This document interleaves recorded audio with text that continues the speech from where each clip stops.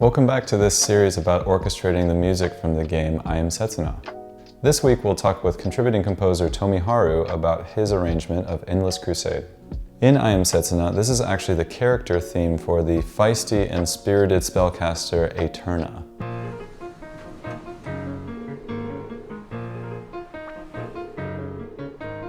There's a bit of a surprise in this one, so in hopes of not spoiling it, let's dive right into the arrangement.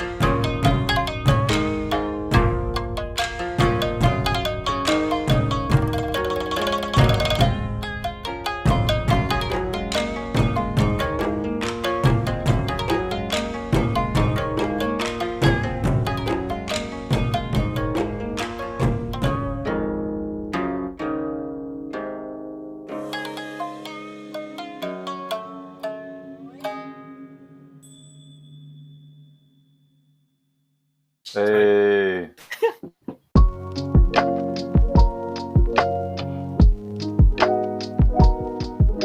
I chose this one because it's one of the more upbeat songs in Am Setsuna, I think. When I was playing through it even, it's also one of the songs that like really stands out because of it. There's a lot of like slow emotional pieces, but having an upbeat piece to really break the mold almost, it's nice. And also I feel in a way it kind of matches who I am as a person, upbeat, going for it, endless crusading against the regime. I don't know.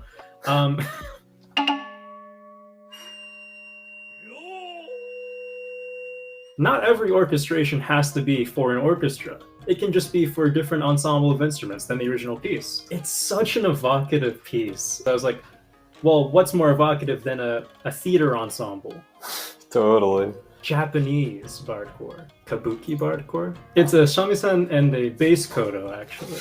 Yeah, like a regular koto, it'd be like really fighting in the same like level as the shamisen. So I was like, we're just gonna take it down an octave. I didn't know there was a bass koto. That's awesome.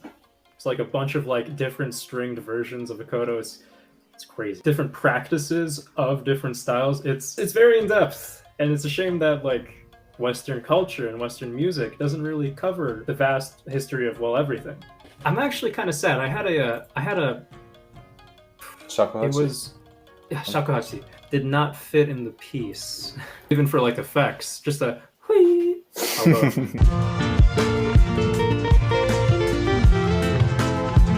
Very last second decision, but I feel like the piece is stronger for it, so I'm glad I did.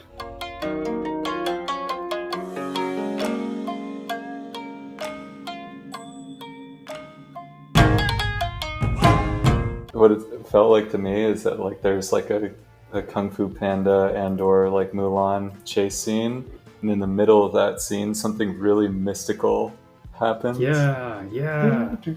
Like, oh yes, the full moon or something. Then they go back to chasing each other. As if it was just a dream, and then it's back to the action. Back to the action. That's something that the Spitfire guy talks about in his orchestral programming day 1 or day 2. He'll actually go in and make tempo edits, like slight, like, oh, here it speeds up by a few BPM and there it slows back down or whatever.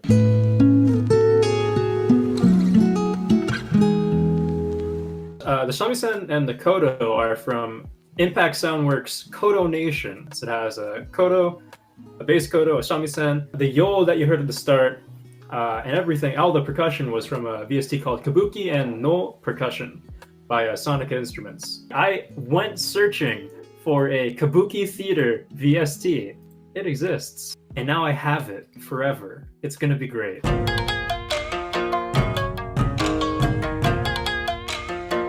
it kind of added to that, like, that upbeat sense of drive, right? I'm not gonna lie, it felt a bit trappish.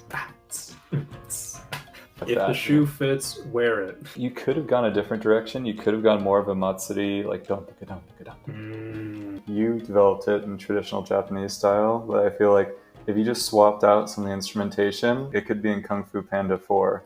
Especially the part that we both really liked. The slow emotional part. The slow emotional part. Throw that on an Arhu. Oof. Ooh, baby. So right. Thanks, Tomiharu, for adding this unique interpretation to the mix. Next week, we'll actually be talking about my submission of the project, an arrangement of A Sense of Safety. You're kind of walking around this town, and it's like, wow, I'm actually safe here. If you like what you hear, there will also be an album with all of our submissions on Bandcamp, and I'll post that at the end of this series. So just hang tight for that. You can buy Gavin's shirts. Here's mine. It's very fancy. It's the circle of fifths with a kind of yin-yang, so you can kind of see the dark side and the light side of the fifths. If you like this video, you can watch the next one here. Oh, he's coming back. Have a good week. じゃあね。